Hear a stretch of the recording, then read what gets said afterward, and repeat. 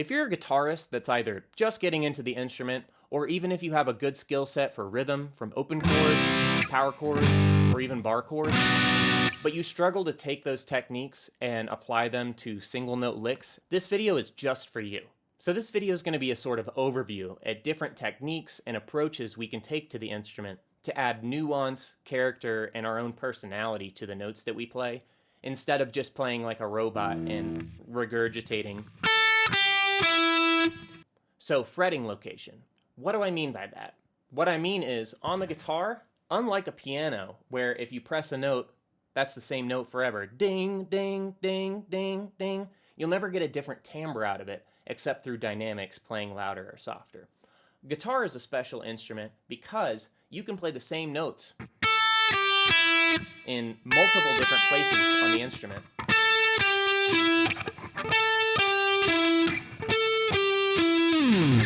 So here's the idea. The higher string or the thinner string that you pick a note on, the thinner and brighter tone it's going to have. And so the opposite is true. The thicker or lower the string is, the darker and fuller the note is going to sound. And you can use this to your advantage. Let's take an example. If I fret an A note on the 5th fret of the E string, this is about as bright as this note is going to get without changing any other articulation or tone. But I can pick this same note in 5 different places on the instrument.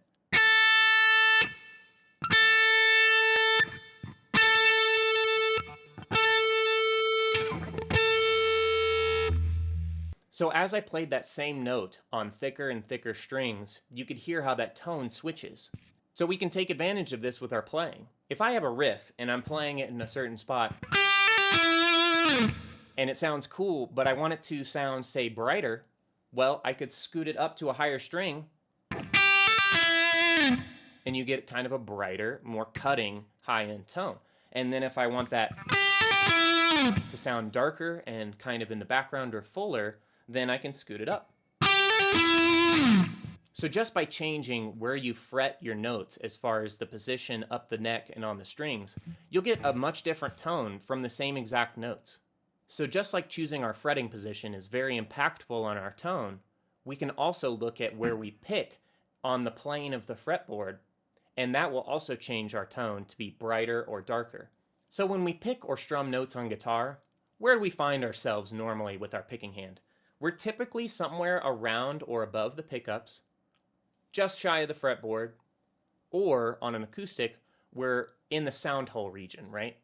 But that's not a hard and fast rule.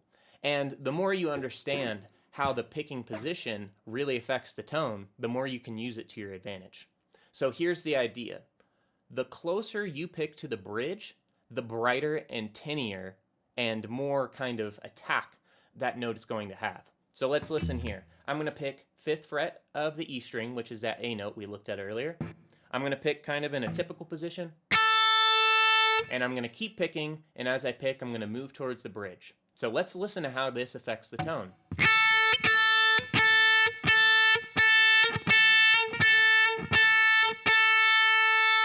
You can hear it really start to get bright and kind of cutting. And just like picking more towards the bridge gives a brighter sound, picking further into the fretboard is going to give you a darker sound. It's a little bit more subtle than where we fret, but if you can combine this in a cool way, say you pick up here to get a darker sound, and then you also pick really close to it further down the fretboard, that's way darker of a sound than if I go towards the bridge and pick on the highest string possible. You can really hear the tone difference between the same riff, just in a different picking and fretting spot. So this is a really good concept to understand. Speaking of using picking to affect our tone, now we're going to look at palm muting. This is a technique that seems pretty intuitive by its name. So here's a really quick overview of how palm muting works and how it can change our tone. A palm mute is essentially taking the side of your hand, basically where the side of our pinky leads into the side of our palm here, and we're going to place it right on the edge of our strings, right next to the bridge. What that's going to do is it's going to reduce how long the string can ring out, and that'll reduce harmonics, making it darker, and it'll also reduce the sustain and increase the emphasis of percussiveness. You're going to hear more pick attack and less note, per se. So here's an example. If I play that riff, but I want it to be more like pump, pump, pump. So palm muting is also a very adjustable technique. So you can do an extremely aggressive palm mute to get a very, very percussive and punchy sound with very little sustain. Or you can kind of make it very, very slight, almost like you would play a harmonic where you're hardly playing it down. You just kind of, it darkens that sound a little bit more than, right? I changed nothing except, and then aggressive. So as you can see, palm muting is an extremely effective way of altering our tone in order to get a brighter or darker sound, as well as reducing sustain, increasing attack and percussiveness, and just generally cleaning up our sound. So the next idea we're going to look at is dynamics. This is going to involve picking force, how heavy or light our attack is when picking, and also how we choose to pick or not pick in order to add more emphasis to notes or allow a more flowing kind of sound to different passages when we're playing music. So picking force is pretty intuitive, but let's look at it really quickly. If you pick a note very, very softly with very light attack, you're going to get a very pure note with not a lot of harmonics, and you're also going to get a quieter sound overall. Whereas if you do a heavy attack, you get more percussive sound. You also get brighter sound due to more harmonics ringing and resonating. Just doing that will make the same riff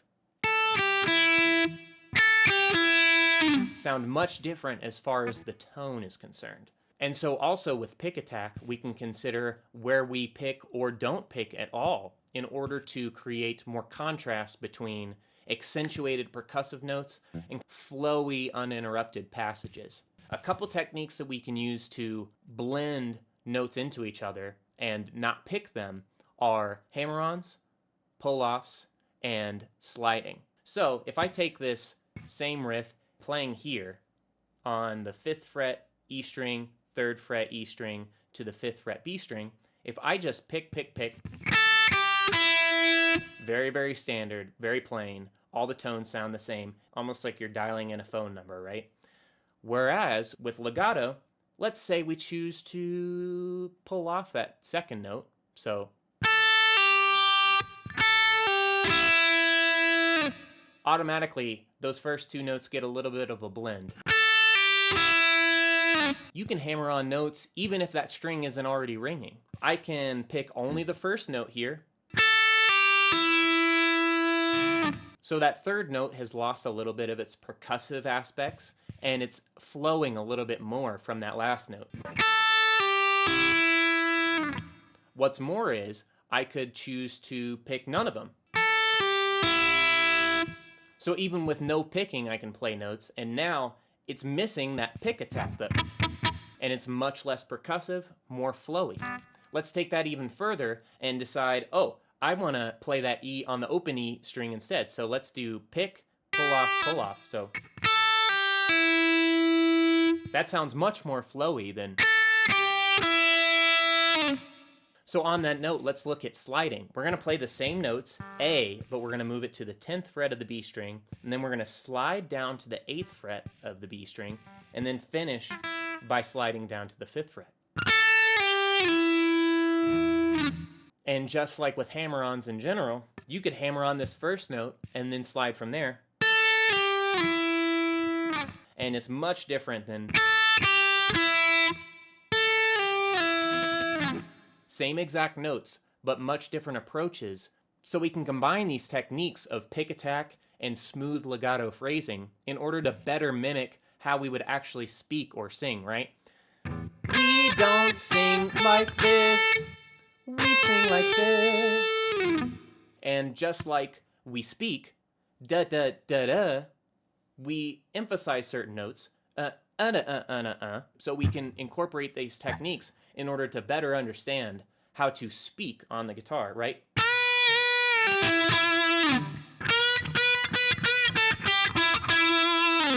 one of those sounds more natural than the other.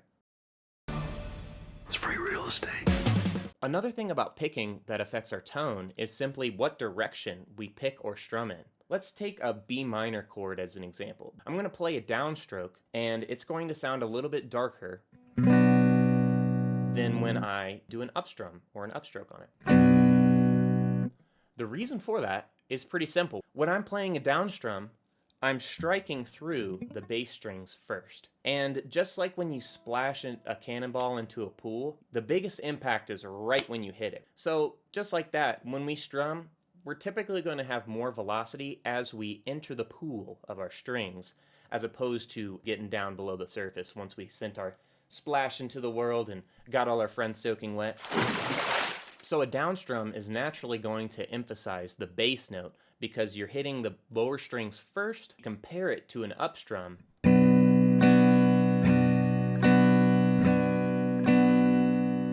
You can really hear on the upstrum how it accentuates.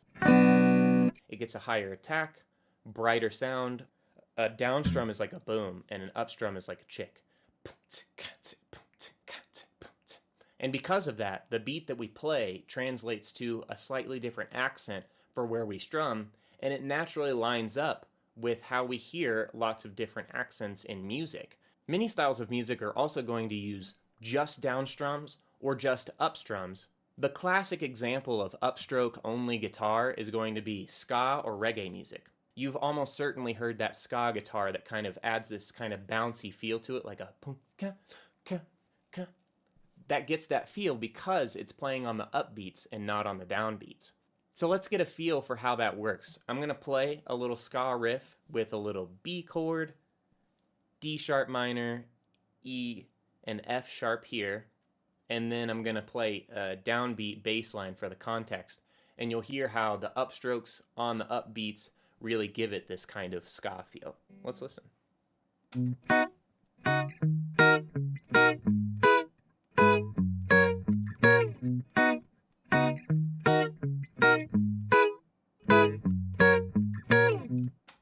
One really common example where we might want to use only downstrums is, say, in punk rock music like Green Day.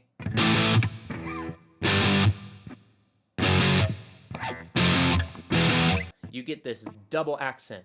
This also works great in a palm muting situation. So I'm going to play the same palm muted riff 2 times, once with only down picking and then once with alternate picking. So all down picking.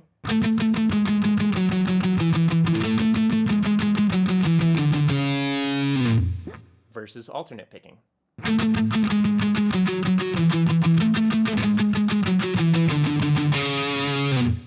And so you can hear in the alternate version, you get that little bit of a back and forth. Whereas the emphasis on the down is just bum, bum, bum, bum, bum, bum, bum, bum, bum. It kind of gets strong accent. And the alternate pick gets a little bit more of a back and forth, strong, weak kind of feel. Let's look at one more thing that's going to really change the tone of how we play guitar. Picking versus finger picking. A lot of guitarists that I see tend to be very, very polarized on these 2 techniques, and people end up picking a side. But I do say that with all honesty. I find a lot of people either go, I'm a rock guitarist, I need my pick, or I'm actually singing about how the man has told us that big pick energy is really important, but pick size doesn't matter at the end of the day. But the truth is, we can incorporate both into our style and kind of use it on an as-is basis, just depending on what tone we want to go for. Reasons you might want to go for a regular pick when you're playing would be you want a bright attack, you want a lot of presence, you're playing rock music or distorted rock guitar. Those things kind of fall into the probably should use a pick category. However, there are many times where you want something that's a little bit more nuanced, or maybe you're playing more chord type stuff, or especially if you're thinking about playing arpeggios. Those are typically much more easily conveyed or played with finger picking. Like you're not going to find someone finger picking a super fast rock solo. Don't make me do that. That was not fun. And at the same time, you're not typically going to find someone doing a really intense sort of like classical guitar bit with just a pick. You can't hit two specific strings far from each other at the same time. If you're finger picking and you need to play the A and the B string at the same time, easy. However, I have a solution for you all, and it's one of my favorite ways to play guitar, and it's called hybrid picking. It's a combination of using a pick plus using your fingers. So if I hold my pick in my hand, you can see I have 3 fingers just chilling idly. They're like, I'm bored. Can I go home? I want to play on my iPad. But we're not going to let those kids play on the iPad. Instead, they're going to get to work helping us play more songs. One of my songs, Peaceful Soldier, actually has a really good example of this hybrid pick technique. So let's take a look at it and listen to how it sounds first.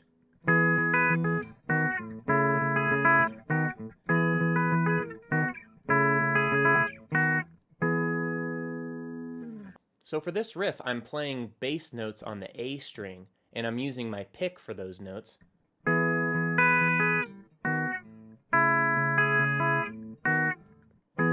While my middle and my ring fingers are taking care of notes on the D, the B, and occasionally the E string. So because of that, I can get really precise notes and get kind of triads going along with each other, but I'm not getting a full chord sort of situation, and it sounds much different than if I were to go.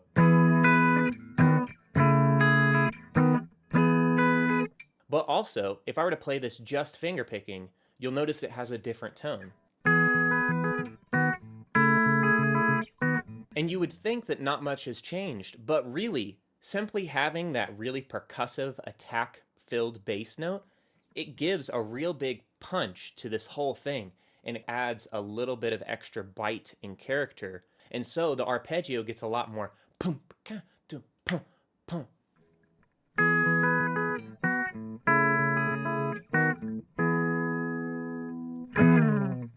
Awesome. So in today's video, we learned a lot about how approaching the guitar in different ways by choosing different notes down here or up here, or picking down here or up here, or our picking and strumming patterns, or not using a pick, how all of these things can really add subtle changes to our tone, and it can help us better express the tones and the feelings that we want to when we're playing music. Thanks for watching today's video. If you liked what you saw, leave a comment, subscribe, and also check out my other videos. I have a playlist of all my tutorials. We talk about different guitar techniques, we talk about songwriting and music theory in general. So it's really, really helpful for people starting out on guitar or just trying to learn more about music in general. So I hope to see you next time, and have a great time of day, whatever it is, and time until I see you next time.